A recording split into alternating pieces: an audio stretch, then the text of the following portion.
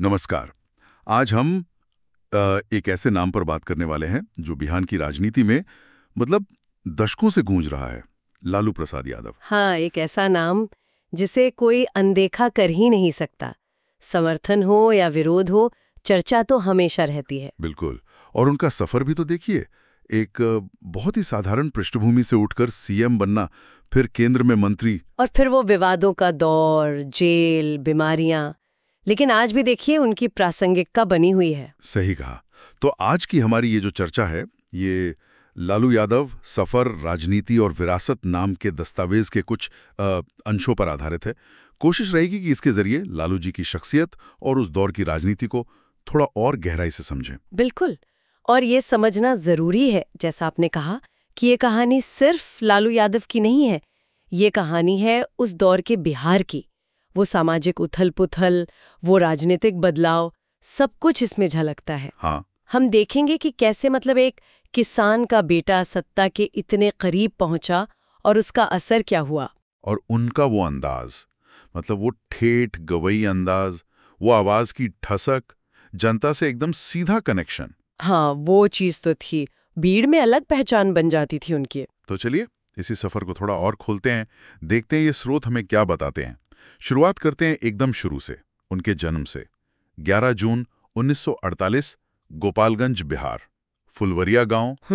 परिवार एक साधारण यादव किसान परिवार। माहौल मतलब जाहिर है गरीबी, खेती किसानी, ठेठ गांव का जीवन। हाँ, स्रोत भी इसी माहौल का जिक्र करते हैं और एक दिलचस्प बात बताते हैं उनके बचपन के बारे में। अच्छा। क्या कि उनमें वो बात करने का हुनर, लोगों को अपनी बातों से बांध लेने की कला, वो बचपन से ही दिखने लगी थी।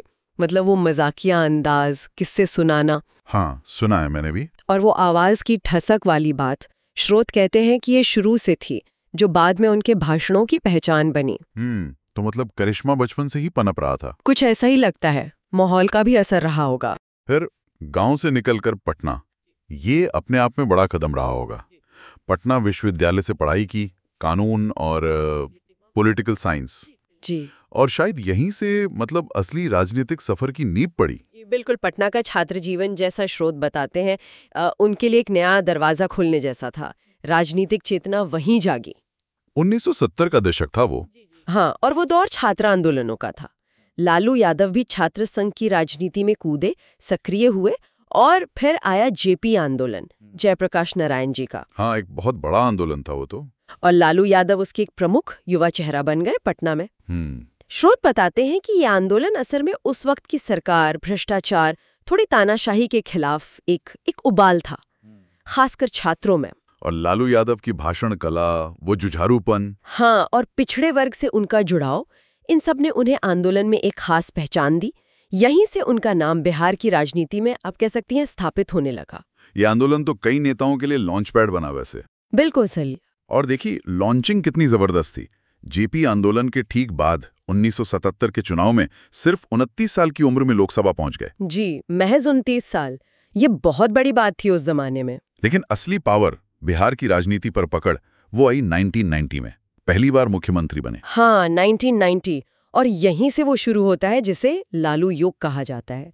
स्रोत भी इसे एक बड़ा मोड़ मानते हैं बिहार की राजनीति में। युगांतरकारी मोड़। बिल्कुल।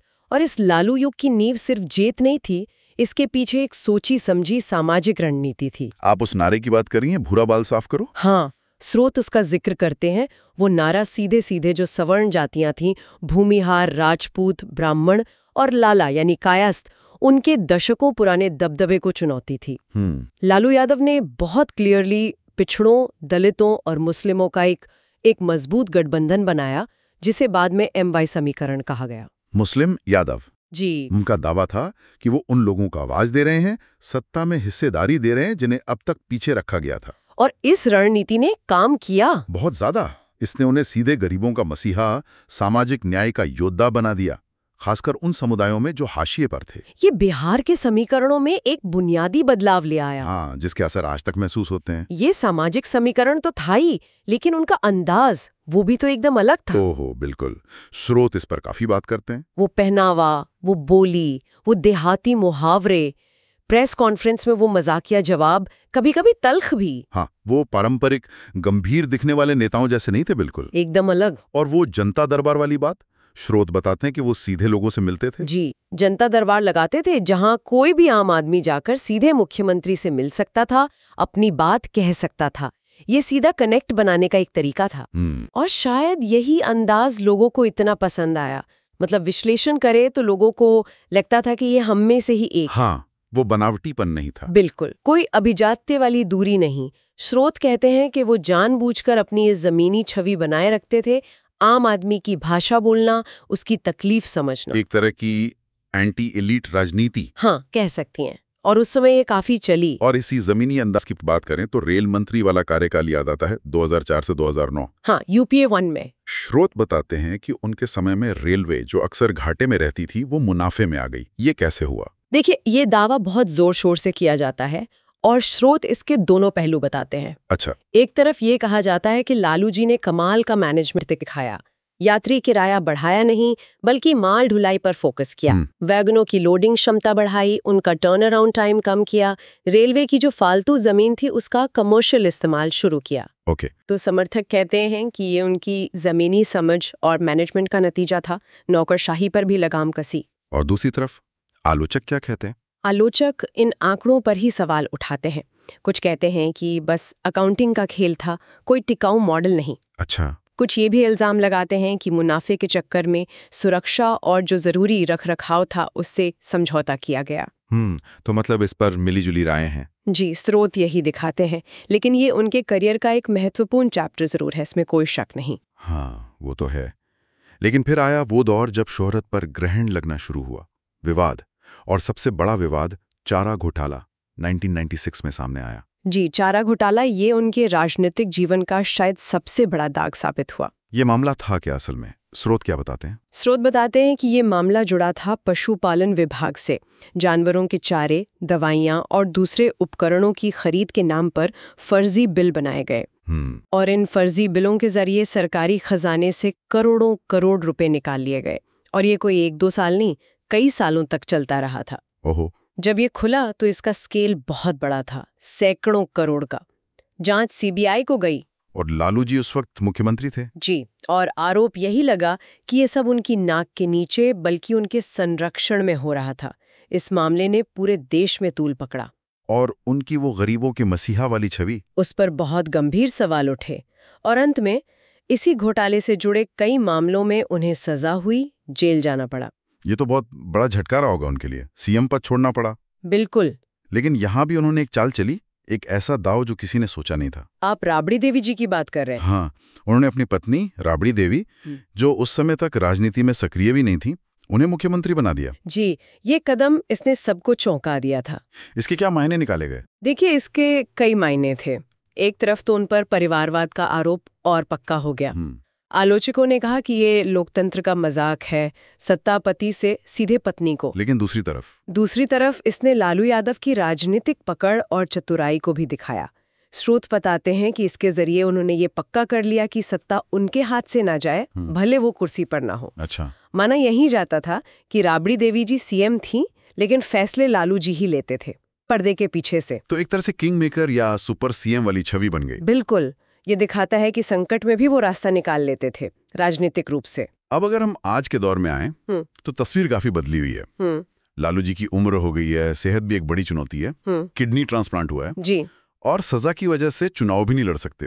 तो राजनीति में सीधी भूमिका बहुत सीमित है। ये सही है। उनकी फिजिकल प्रेजेंस, वो सक्रियता, वो पहले जैसी नहीं है।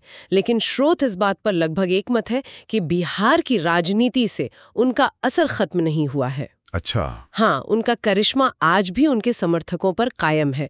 और देखिए, आजकल गठबंधन का जमाना है। हाँ, बिहार में तो खासकर जातीय समीकरण बहुत अहम है। बिल्कुल।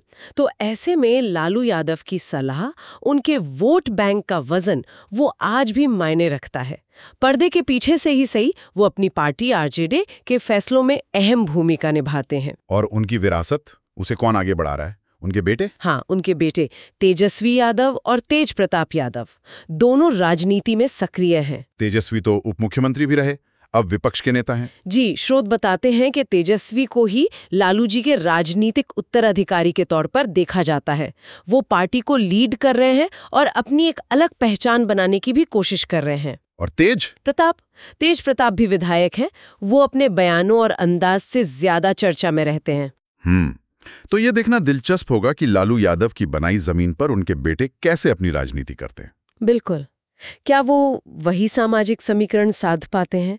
नई पीढ़ी को कैसे जोड़ते हैं? ये सब सवाल अहम है। कुल मिलाकर स्रोत यही दिखाते हैं कि लालू यादव आज भी एक व्यक्ति से बढ़कर एक विचारधारा है, एक विरासत है और बिहार की राजनीति का एक जरूरी हिस्सा है। तो इस पूरी बातचीत को अगर समेटें तो लालू प्रसाद यादव की कहानी वाकई कई परतों वाली है।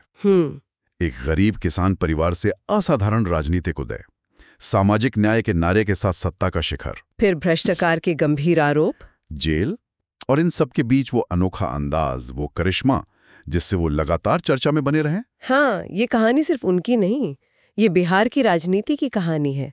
बदलते समीकरण, जातीय चेतना का उभार, सत्ता का संघर्ष, सब कुछ है इसमें।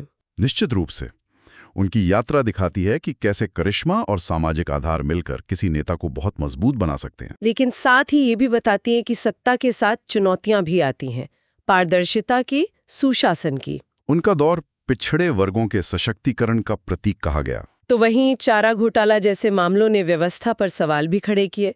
ये एक जटिल विरासत है, इसमें अच्छे और बुरे दोनों पहलू हैं। स्रोत भी दोनों दिखाते हैं। तो अंत में एक सवाल शायद सोचने के लिए छोड़ सकते हैं हम जी। जब हम लालू प्रसाद यादव की विरासत को देखते हैं तो कौन सी छवि ज्यादा हावी दिखती है? सामाजिक न्याय के वो प्रणेता जिन्होंने दबी हुई आवाजों को सत्ता तक पहुंचाया, या फिर वो नेता जिनकी पहचान विवादों और आरोपों से ज्यादा जुड़ गई, जो सुशासन पर सवाल खड़े करते हैं? शायद इसका कोई एक सीधा जवाब है ही नहीं। बिल्कुल। और शायद यही सवाल बिहार की राजनीति और समाज को समझने के लिए आज भी उतना ही जरूरी है।